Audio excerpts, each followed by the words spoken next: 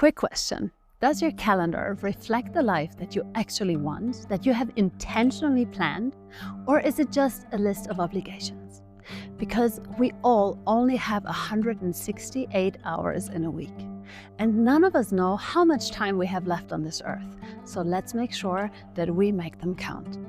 In this video, I'm going to show you my ideal week schedule for midlife, exactly how I time block it myself, so sleep and my marriage and my kids, my day job, my business, and my personal time all fit without burning me out. My name is Dr. Johanna Kennedy. I'm a mother of 3, birth doula, and hospice volunteer. This is Keeping Death Close, Living More Fully. Welcome to my channel. Let's build a week that feels like your real life and actually reflects your real priorities. I know, it can feel almost ridiculous to even try to plan for a whole week because life does not care about our plans very much, does it? But I learned that when I finally built an ideal week schedule that actually fits my midlife energy, my responsibilities, my hormones, and my priorities, I stopped feeling like I'm constantly behind and created much more space for joy and rest. Stay with me until the end for my best productivity tips, not hustle tips, but real life, midlife-friendly productivity tips that protect your energy. This video is part of my Perimenopause Reframe Series. The whole series is about doing midlife differently. No panic, no push harder, no pretending we're still 25. You can find all the videos in this playlist. Okay, let's start with a universal truth. We all have 168 hours in a week. That's it. Beyoncé has the same 168 hours as you do. And considering that we are in bed for 1/3 of that time, it can feel absolutely impossible to schedule in work, kids, school stuff, food, laundry appointments, a house that explodes every day, and maybe even aging parents and our hormonal shifts. In our 40s, we cannot plan like we're still 25. We can't pretend that we'll just power through, because powering through has a cost now. And honestly, we already paid for a lot of that cost during the years where our kids were very little and we lost a decade of sleep. So for me, creating an ideal week is not about being perfect. It's really just about being intentional. It's about making sure that my week is mostly filled with things that actually matter to me and not just filled with everything that screams the loudest.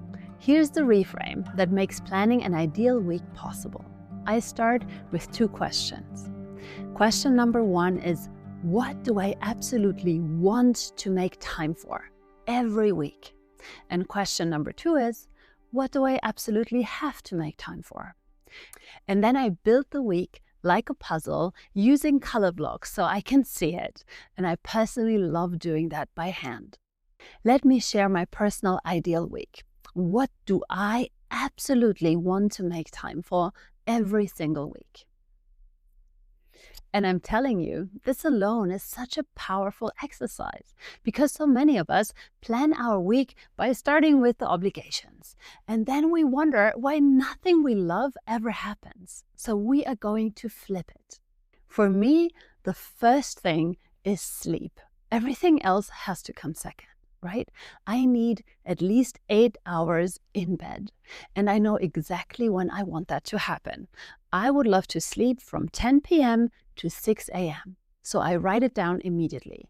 If you know the time or the length of something, write it down right away. Then you don't have to negotiate it later. The second thing for me is love. You can call it love or marriage or relationship, whatever word feels good to you. I need to have 3 quality nights per week with my husband. And those are proper quality weeks, not talking about logistics or just sitting next to each other watching Netflix. I mean real connection. That is a huge priority in my week. It will make everything else go so much better. Then there is intentional time with my kids. I want as much time with them as possible, especially after they come home from school. My ideal is being there 4 out of 5 afternoons, plus the weekends. I'm not saying that this is always how life goes, but this is what I'm aiming for. Then there's the whole topic of my friends. This really matters to me. It keeps me sane and it brings me a lot of inspiration and adventure. So I plan for 2 evenings a week or 1 evening plus 1 weekend day. Because if I don't schedule it, it's the first thing that disappears. Then there is my business, my doula Johanna work, my creative work, my content, my clients. This fuels me so much. I want enough time to create 1 or even 2 episodes per week and to do my prenatals and postpartum visits and everything that comes with the doula Johanna work. Then there is planning. It's not necessarily my favorite thing, but I absolutely want to have 10 to 3 minutes a day that are scheduled in. I don't want to do that before falling asleep, right? All the ordering groceries, making appointments, all the admin, all the invisible mental load. I want that done early in the day because I do not want my brain to run 1,000 open tabs all day. And then there's movement. My goal is to do 3 30-minute workouts every week. This is non-negotiable for my mood, my strength, my midlife body. I really, really want to make time for that. And then there is personal development. Right now, what fuels me the most is my hospice volunteering, sitting with the dying. It counts as personal development for me because it changes how I live. I want 5 hours per week. So basically 1 afternoon that is blocked just for me. So these are my want-to categories: sleep, love, kids, friends, my business, planning, movement, and personal development. If you love this kind of intentional living and you want to build a life that feels aligned and strong and honest in midlife, then you will probably love my No Regrets Women's Circle. It's my community for women who want to live with more purpose, more structure, and more self-love. If you would love to go through life with women in the same phase who actually get it, you can join the community through the link in the description. And now let's tackle question number 2. And this is where a lot of people get stuck because they don't like this part, right? But we need it. Question number 2 is, what do I absolutely have to make time for every week? This is the reality part, the immovable blocks. Let me walk you through mine. First, there is my day job. I work 20 hours a week at the medical faculty here in Munich. Luckily, I can work from home, so I'm not losing any time commuting. But that is still 4 times 5 hours from Monday to Thursday, and it's always from 8 a.m. to 1 p.m. That comes in first. There is just no discussion around it. Then I have my kids' routines. There is the morning routine from 6:30 to 7:30. This is when I wake them up, make their lunch boxes, and support them with clothes and gloves and all the things. Then there is dinner time, which is more in the planning, admin, home category, right? This goes from 5:30 to 7 p.m. This is the time where I cook, we set the table together, we eat, we clean the table, we clean the floor. There are very enjoyable parts in that, but still it is part of a routine that has to get done, and that is part of my home category. So it goes in there. And then there's the bedtime routine. This is again kids' time, right? For us right now, it's from 7 p.m. to 8:30 p.m. I would love for it to be over by 8, but we're not there yet. And that's okay. That's just life, how it is right now with a 10, 8, and 3-year-old. Then there is every mother's favorite, laundry. Ta-da! I have to schedule 15 minutes a day for it. The good thing is that I can stack it into my kids' evening routine. So while they brush their teeth and change and do their evening stuff, I quickly start a load and I bring 1 load of dry laundry upstairs. I fold it and put it away so I can be close to them, but they can still be independent. This is the kind of multitasking that actually works sometimes. Then another thing I have to do is my home blessing, Fly Lady style. Usually I do it 1 hour on Saturday, sometimes Sunday. So those are my have-to blocks. And I don't want to sugarcoat it. It is a lot, right? It's a lot of different categories, lots of different colors, but I always try to remind myself that this is the life that I once dreamed about. And I also know that this right now is the life that I will absolutely miss when the kids are all out of the house. So let's embrace it and roll with it. I color code my different categories. So in my system, blue is sleep, red is love or relationship time, light green is kids and family time, yellow is friends, pink is my business, my doula work, purple is the home stuff like the planning, the cleaning, and the cooking. Orange is my personal time, and dark green is my day job. Pick whatever categories and colors work for you, right? You can totally minimize this and just say like, I only have personal and work, or family, personal and work, whatever works for you. So let's start actually building the ideal week. So my day has to start at 6:30 because this is when I have to wake my kids up so they can make it to school in time. But if I manage to go to bed at 10, like I planned, sleeping from 10 to 6 a.m., right? Then I have an extra half hour there for personal time. And I want to use my personal time wisely. For example, if I want my workouts to happen reliably, they have to happen in the morning. Because if I wait until the evening, they will or not happen at all, or I will have to sacrifice something else that is truly important to me. And I don't want that. So I'm putting my workouts in my personal morning time. I can use this short little block for whatever I want, right? It can be a workout, a meditation, a bath, but it has to be protected. And 3 times a week, Monday, Wednesday, and Friday, I schedule in my workout from 6 to 6:30. And that one choice makes the rest of the week so much easier because I'm not constantly trying to squeeze movement in later in the day. And I start those days, those workout days, with a big energy rush and a feeling of accomplishment by 6:30 in the morning. Then we have the morning routine from 6:30 to 7:30. It's always the same from Monday to Friday. After that comes my planning time. I love planning early because then the invisible mental load gets handled before the day runs its course. Before the day runs its course. Then from Monday to Thursday, there's my day job from 8 to 1.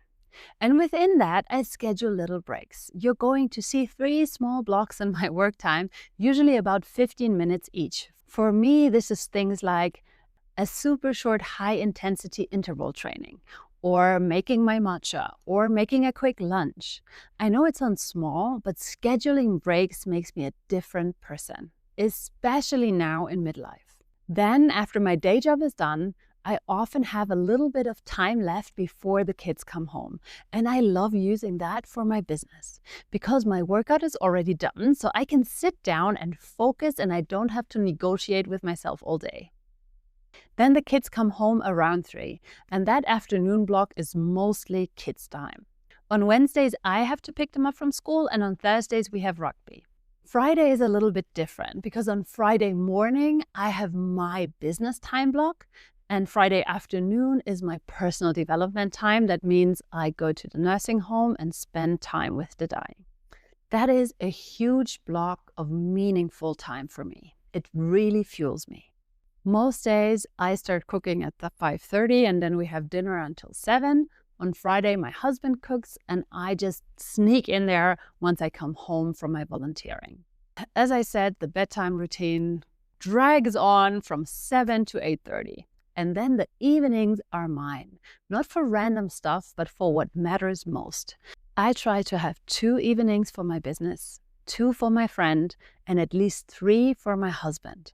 So now you can see all the different blocks. What happens during each time block is a different story, right? Every Monday morning, I will dump everything that I want and have to get done on paper. I identify my most important tasks and assign them to the different time blocks in my ideal week. And yes, I can switch some of the time blocks around if I have to. Nothing is really rigid, but knowing my ideal week makes it so much more likely that the things that truly matter to me will actually happen. You might have noticed that there is no time block for watching Netflix or scrolling on my phone. Not because I never watch a movie, I totally do. Sometimes I choose to spend an evening watching a movie with my husband, for example. And sometimes during my personal time, I will choose to scroll on my phone. But regarding the finite nature of my life, I want to prioritize creating over consuming. I am totally prone to losing tons of hours by scrolling through Instagram, right? So I have a screen limit on my phone, and Instagram is literally only available for 5 minutes because otherwise I cannot do the things that I truly want to do. This is not about depriving myself, rather to the contrary. I want to take time for the things that actually nourish my soul. So this is the big message. You have 168 hours and they can feel like nothing, or they can feel like a container full of joy.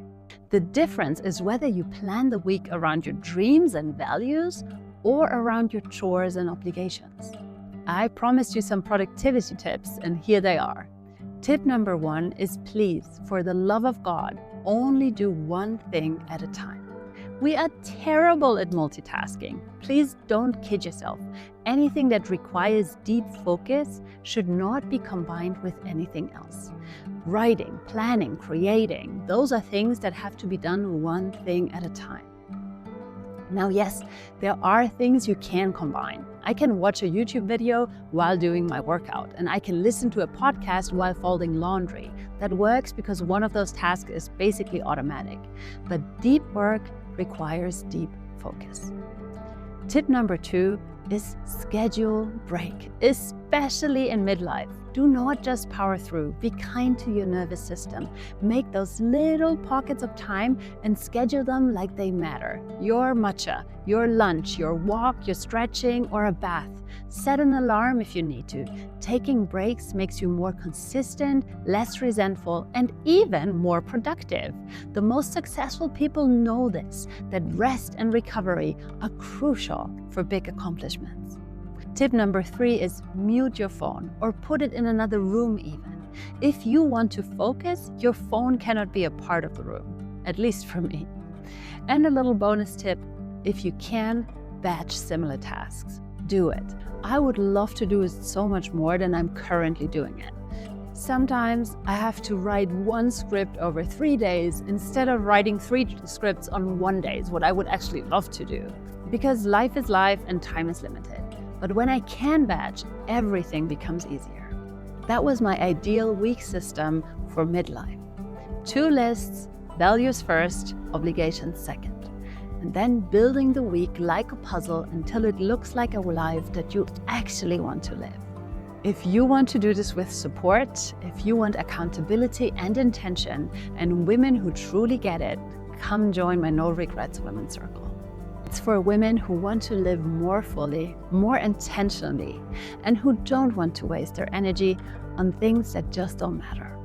Also, if you're watching this as a part of the Perimenopause Reframe Series, make sure you're subscribed so you don't miss the next episode, because we're going to keep building a calmer, stronger, more you version of midlife. We might not have control over all 168 hours of our week, but we can make sure to block some time for the things that matter most to us. May you have a wonderful day, and may you sprinkle some magic dust on the world around you.